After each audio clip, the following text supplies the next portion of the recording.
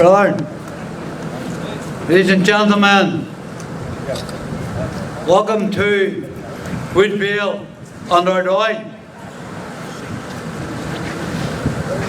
We are standing here demanding our civil and religious liberty. Very funny that we have these people talking about our future. Well, our future is we want true democracy. We don't want manufactured democracy, which we have now. We have to save the peace process. The peace process wasn't valid from the start. Why? Because they put in manufactured democracy. It created gerrymandering. It created nepotism. Two of the main platforms which will make democracy crumble. Listen, we're going to bring over different ones from America to help us out. Why do they propose keeping the system? I don't think they would accept it in the United States. No way. It's not democracy. It's jobs for the boys. There's too many MLAs.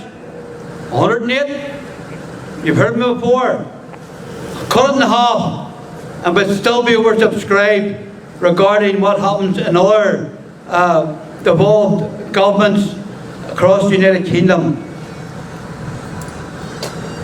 I sympathise with the families in Oregon after the shooting, but doesn't appear in the paper this morning.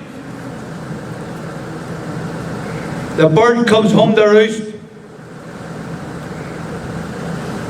Gentleman was an ardent supporter of the IRA. He is also a gunman, a murderer. The thing is, Brian, we have to accept a form of democracy which the Americans would not accept. There's no way we'd accept what we've had to accept. It's about time. I don't agree with the Justice Minister very often, but I have to agree with them. The thing needs fixing. There's no use going back to what we've got, because in 3 months' time there'll be another crisis. I have lost count of the crisis that we've had because of this government, form of government in Northern Ireland. And with people telling us you have to accept it, they wouldn't accept it. So therefore, we should not accept it, Brian. We should tell them straight, go back to the drawing board and come back with something which is acceptable. We want a government with an opposition. We don't want jobs for the boys. Brian, we have asked that we get that. Finally, Brian, we stand here today demanding the right to walk up the road. It's a perfect legitimate right. But I watched,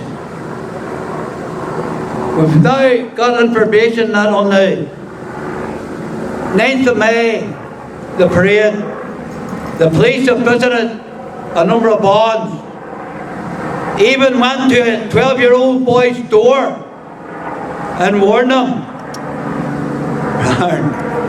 That shows you the lowness of which this law and order has sunk in Northern Ireland.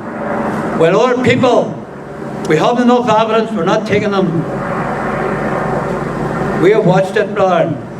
Unfortunately, it's not the home of democracy anymore. Brother, thank you very much for showing up. With a lot of our boys away over this today to Seaford in England to dedicate a plaque to the 36th Division who were stationed at Seaford. They were also reviewed by King George V at Seaford. And after the war, King George V said, Ulstermen are true. They know how to fight and they know how to die for freedom. Brown, they were our forefathers. Let us remember the men of the 36th Division and all the other Orange men who fought from Canada, from Australia, from New Zealand, from South Africa in the First World War. You know, there was more Canadian Orange men killed in the First World War than all the volunteers from the French province of Quebec.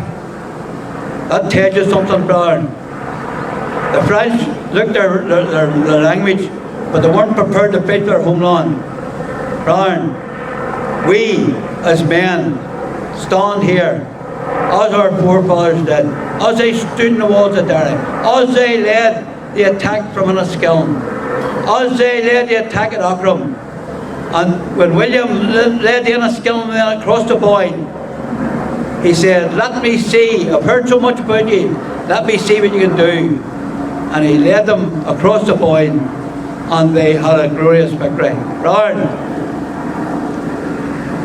my message to the government, the Secretary of State is this: let them home. Brother, the national anthem of the United Kingdom. God save our gracious Queen, long live our noble Queen. God save the Queen, send her victorious, happy and glorious, long to reign over us. God save the Queen. Queen, God bless her.